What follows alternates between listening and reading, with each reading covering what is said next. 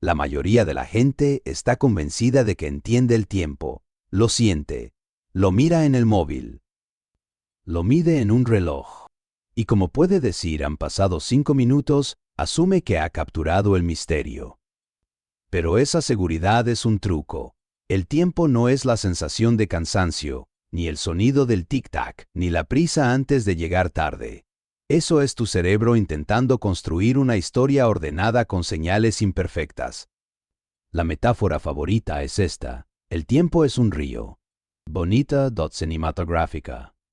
Ahora hazle una pregunta sencilla a esa metáfora. Si es un río, ¿a qué velocidad corre? 1 segundo por segundo. Eso no dice nada. Es como afirmar que una regla mide 1 metro por metro, o que una balanza pesa 1 kilo por kilo. Repite la palabra y parece explicación, pero no lo es. Así que para empezar bien, tenemos que separar dos cosas. 1. La experiencia humana del tiempo. 2. Y el tiempo físico del que habla la ciencia.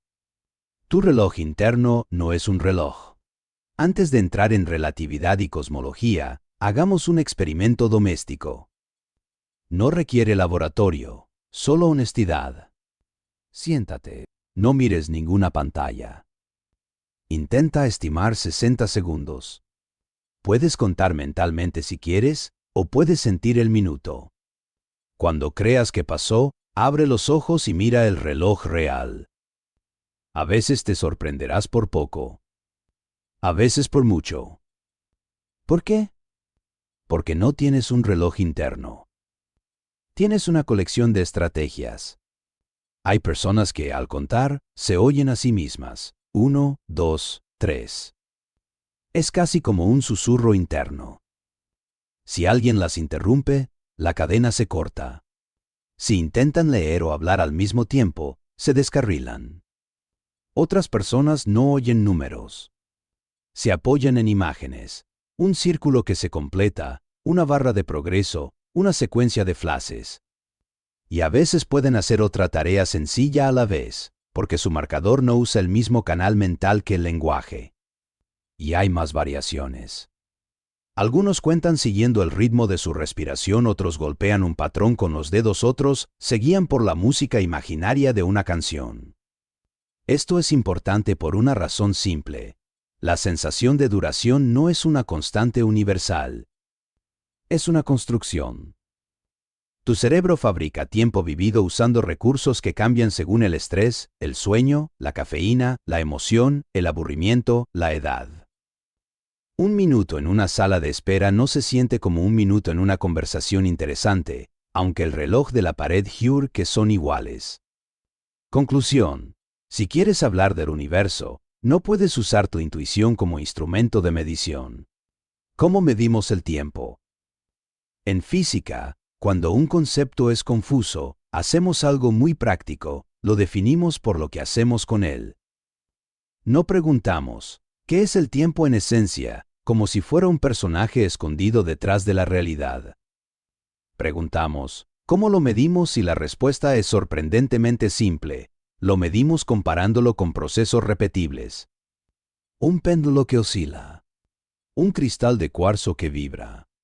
Transiciones atómicas como las que definen el segundo moderno en relojes atómicos. No hace falta memorizar la tecnología. La idea es esta: 1 segundo no es una cosa flotando en el vacío.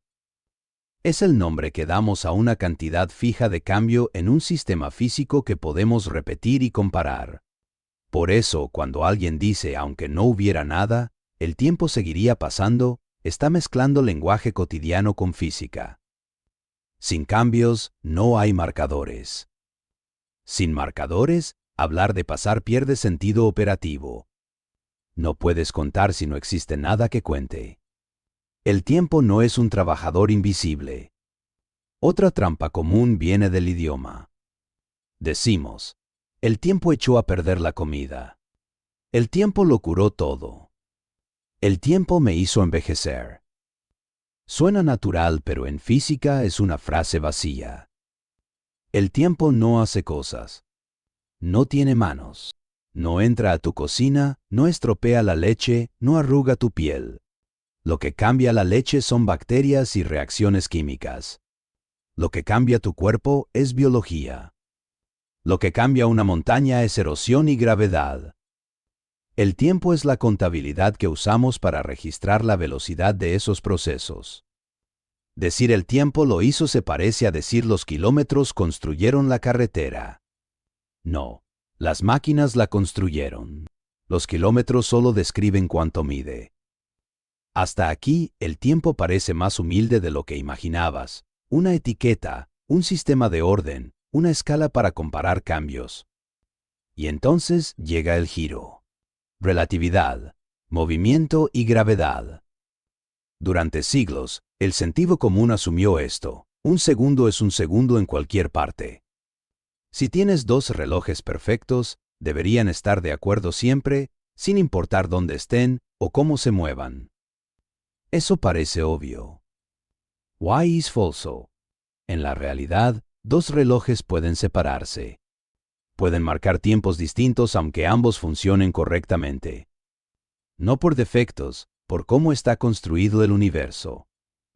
Hay dos razones principales: movimiento, relatividad especial, gravedad, relatividad general. 1. Movimiento. Tu velocidad importa. Imagina una idea muy simple. En cada instante tienes un presupuesto fijo de avance por el universo. No es una energía real como una batería, es solo una forma de visualizar una regla matemática. Si estás quieto respecto a tu entorno, tu avance se usa casi por completo para ir hacia adelante en el tiempo. Si te mueves rápido por el espacio, parte de ese avance se invierte en moverte en el espacio, y te queda menos para el tiempo. El resultado práctico: tu reloj, comparado con el de alguien que se quedó quieto, corre un poco más lento. A velocidades humanas, esa diferencia es minúscula. Por eso no la notas cuando corres para alcanzar el autobús. Pero con relojes muy precisos, se mide. Y con satélites y tecnologías modernas, se vuelve un problema de ingeniería, no de filosofía. 2. Gravedad, la altura importa. La gravedad también afecta a los relojes. En términos simples, cuanto más profundo estás en un campo gravitatorio, más lento avanza tu tiempo comparado con alguien que está más arriba. Un reloj al nivel del mar no avanza exactamente igual que un reloj en la cima de una montaña Kamisi, ambos son lo bastante precisos. Y un reloj cerca de un objeto extremadamente masivo, como una estrella de neutrones o un agujero negro, puede ralentizarse de manera dramática respecto a uno lejano.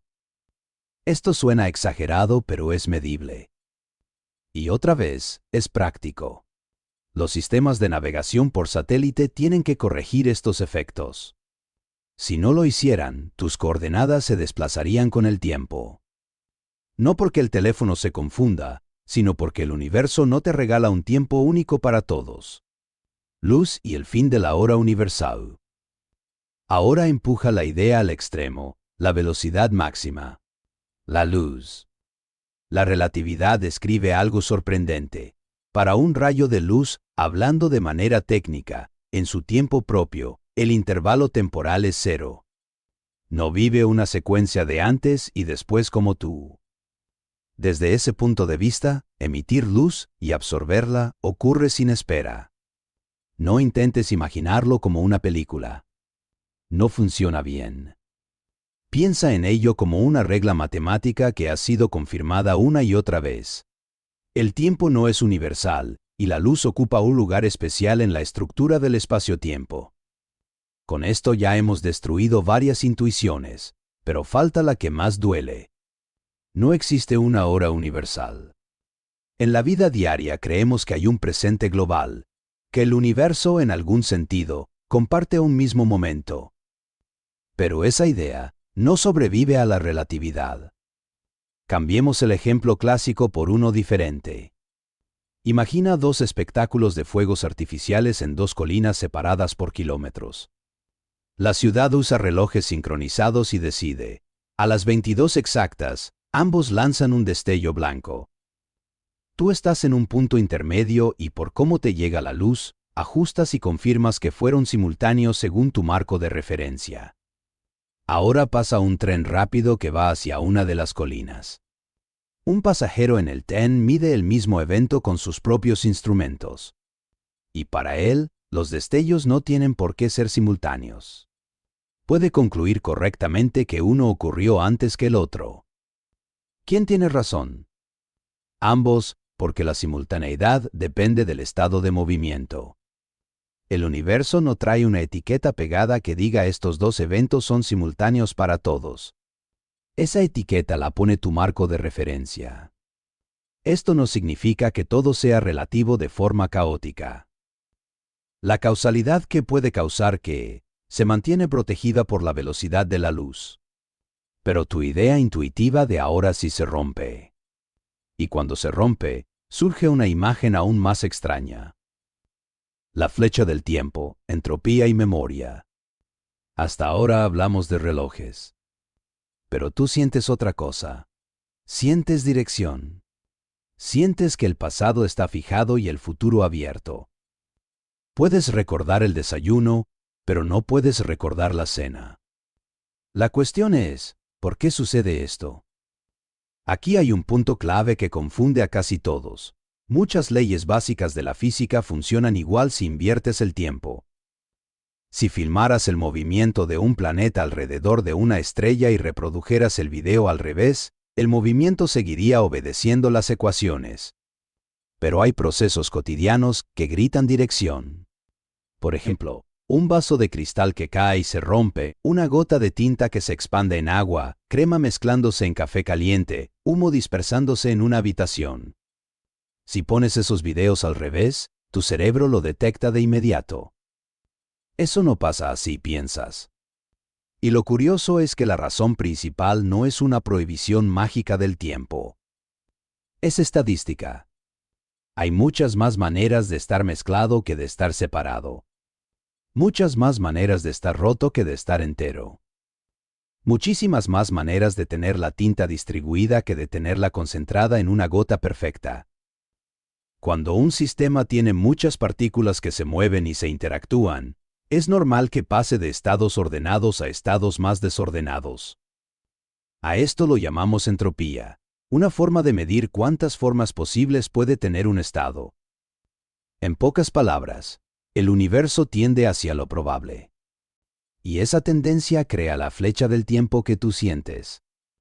Tu memoria, tus registros, tu historia, dependen de que el universo comenzó en un estado relativamente ordenado, con diferencias claras, con gradientes, con estructuras capaces de guardar información. Si todo estuviera ya perfectamente mezclado, en equilibrio total, tu cerebro no podría distinguir antes de después del mismo modo. No habría procesos interesantes que marquen dirección. No habría capítulos. El problema de la traducción mental. Volvamos al experimento de los 60 segundos. La persona que cuenta con una voz y la que cuenta con una imagen pueden llegar a la misma estimación, pero por caminos diferentes. En su interior están usando idiomas mentales distintos. Eso también pasa cuando hablamos de tiempo. Dices tiempo y alguien imagina un calendario. Otro imagina una línea. Otro imagina un reloj redondo. Otro siente ansiedad. Otro siente calma. Creemos que estamos hablando de la misma cosa porque compartimos una palabra, pero cada uno traduce con su propio sistema operativo. Por eso la relatividad se siente contraintuitiva. No te pide solo aprender un dato. Te pide cambiar el tipo de imagen con la que piensas. Te pide dejar metáforas cómodas y aceptar una idea más fría. El tiempo es parte de la geometría del universo. Y si aceptas esa geometría, aparece una idea que suena casi escandalosa. La gran imagen, mapa del universo y límites. Si el tiempo es una dimensión, entonces pasado y futuro no tienen por qué ser lugares que aparecen y desaparecen. Podrían ser regiones distintas dentro de una estructura más grande. Una forma simple de pensarlo es como un libro ya impreso. Todas las páginas existen en el mismo objeto. Tú, sin embargo, no las vives a la vez. Las lees una por una. La historia avanza porque tu lectura avanza,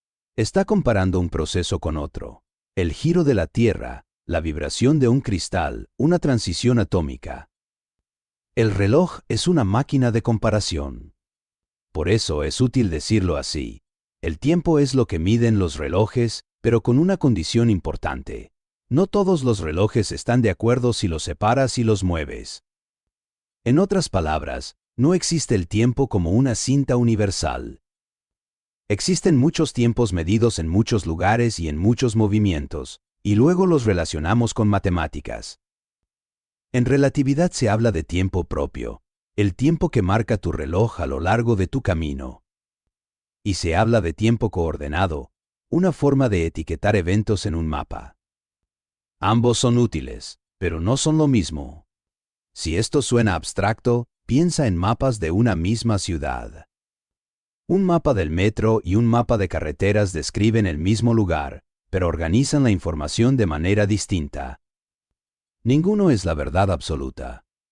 Son coordenadas, herramientas para orientarte. Con el tiempo pasa algo parecido. Tu ahora es una forma de trazar líneas en el mapa del universo. Otros observadores trazan líneas distintas. ¿Por qué tu intuición insiste en un tiempo universal? Tu cerebro no fue construido para medir espacio-tiempo. Fue construido para cruzar la calle, recordar dónde hay comida, detectar peligro y coordinarse con otros humanos. Para eso, una idea simple funciona. Todos compartimos el mismo ahora. En la escala de una cocina o una avenida, esa suposición es suficientemente buena. La luz va tan rápido que las diferencias de simultaneidad son despreciables. Así que tu intuición se acostumbra a un mundo donde el presente parece global y el tiempo parece un metrónomo. Pero el universo no está obligado a respetar la versión simplificada que nos sirve para vivir. Por eso la física te pide algo difícil. Aceptar que el sentido común es una herramienta local, no una ley cósmica. Un ejemplo concreto de simultaneidad sin cohetes. Imagina dos amigos, Ana y Luis, en extremos opuestos de un estadio. Acuerdan esto, a una señal exacta, cada uno encenderá la linterna del móvil durante un instante. Tú estás en la mitad del estadio y después de corregir el tiempo que tarda la luz en llegar, concluyes, fue simultáneo. Ahora imagina a Marta, que va corriendo muy rápido por las gradas, hacia la zona de Ana. Marta también puede corregir la llegada de la luz, pero sus correcciones no son las mismas que las tuyas, porque ella se mueve. Con su forma de medir, puede obtener un orden distinto. Primero Ana, luego Luis. Y no es un error. Es una propiedad de cómo se conectan espacio y tiempo. Aquí aparece una idea clave. Cuando dices al mismo tiempo, en realidad estás diciendo según este procedimiento de medición en este estado de movimiento. En la vida diaria, omitimos esa frase larga. En física, no podemos. ¿Por qué esto no destruye la causa y el efecto? A mucha gente le preocupa que, si el orden puede cambiar, entonces cualquier cosa puede causar cualquier cosa. No. La relatividad protege la causalidad porque hay una velocidad límite, la de la luz. Hay eventos tan separados que ninguno puede influir en el otro. Ni tú ni Marta pueden enviar una señal más rápido que la luz. En esos casos, el orden entre ellos puede depender del observador, pero no hay contradicción física porque no existe un vínculo causal posible. Y hay eventos conectados por una señal que viaja a velocidad menor o igual a la luz. En esos casos, todos los observadores están de acuerdo en el orden causal. Esa es la parte que mantiene el universo coherente. La flecha del tiempo y la memoria. La entropía no es solo una idea de desorden. Tiene una consecuencia muy concreta. Hacer memoria cuesta. Para que tu cerebro registre un recuerdo, tiene que cambiar físicamente, mover iones, gastar energía, reorganizar conexiones. Esos cambios producen calor y aumentan la entropía en el entorno. Por eso, la memoria apunta hacia el pasado, porque guardar información está atado a procesos irreversibles. No recuerdas la cena de mañana porque tu cerebro no puede recibir información del futuro sin un canal causal. Y además, porque la propia formación de recuerdos ocurre en la dirección en que la entropía aumenta. Esto conecta tu psicología con la cosmología. La flecha del tiempo que sientes no es un misterio separado del universo. Es un reflejo de cómo el universo evoluciona desde estados raros, configuraciones, hacia estados comunes, muchas configuraciones. Cuando el tiempo se curva de verdad. Es fácil decir la gravedad ralentiza los relojes como una frase bonita, pero conviene entender la idea sin drama.